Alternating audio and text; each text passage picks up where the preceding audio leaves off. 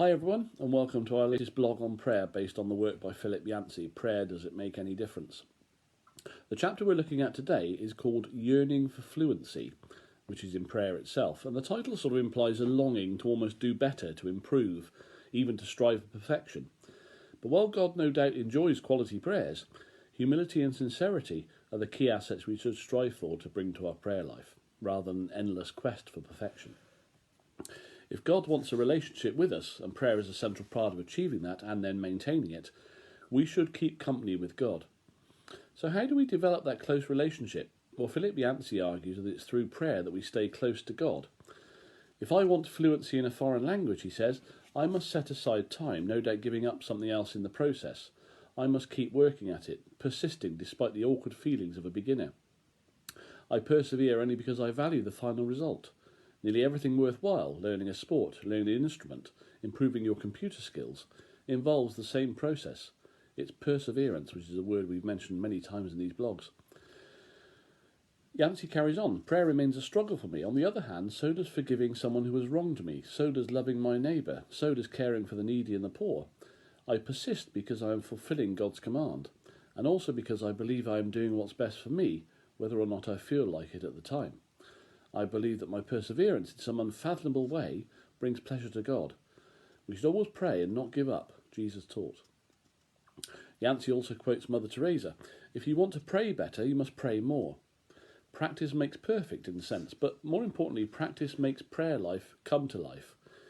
In the midst of a hectic and confusing period in his life, the writer Henri Nouwen took a sabbatical break from his job at Yale as a professor and spent 7 months at a Trappist monastery in New York. He asked a mentor there for advice on how to develop his prayer life, a deeper prayer life, in the midst of his busy routine. When he tried to pray, he said, his mind drifted to the many things he had to do, most of which seemed more urgent, in his mind at least, and more important than prayer. Does that sound familiar? It certainly does to me. Getting distracted, not being focused, priorities a little bit skewed. The mentor recommended that Mr. Nouwen set a prayer schedule so that he would stick to it at all costs. He suggested an hour in the morning, half an hour before going to bed, a schedule which was far more lenient than the monks he was living with at the time. This may sound familiar to you, it certainly does to me, and Philip Yancey, I think, is recognising that the need for fluency is great, but it's more, at least initially, about getting started in prayer and having the discipline to pray at all, to get the basics right by listening to what God is saying, or not saying, as the case may be.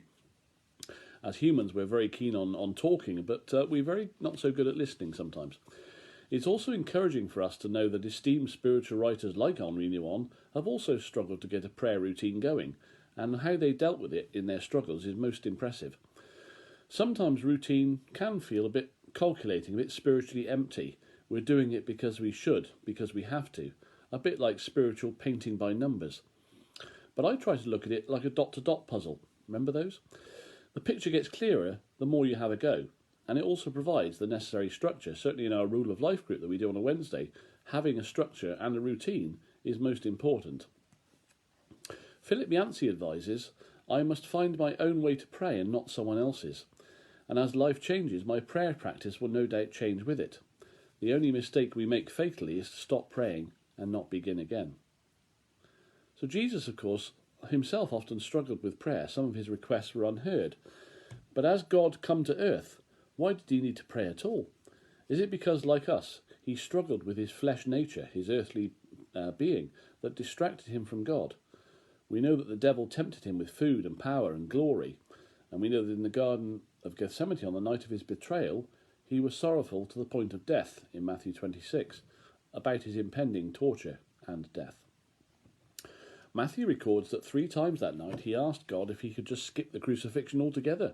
3 times he wrestled his own will to the ground, killing it in submission to God's will. Luke, describing the same event, says that Jesus' sweat became like drops of blood. The great encouragement throughout all of the New Testament, with Jesus being at various times tested, tormented and tempted, is that he never gave up or gave in to earthly pleasures or strayed from the path of God. So this probably is the model for us then. When we're tempted to follow ourselves, we need to desperately cling to God, repeatedly turning away from our own will, from our own wishes, from our own desires. Daily, sometimes many times daily, we need to do whatever it takes to follow God instead of self. Prayer is, of course, central to that. No one can work it out for us. Prayer is an individual relationship with God, and in God. The priority is to do it and inhabit it, but not to be fluent straight away. Practice being relational, practice prayer, practice listening. These assets will get us closer to God in our prayer life. He doesn't necessarily want fluent perfection, just humble hearts who are in need of Him always. Have a good week, everyone. Much love. Bye for now.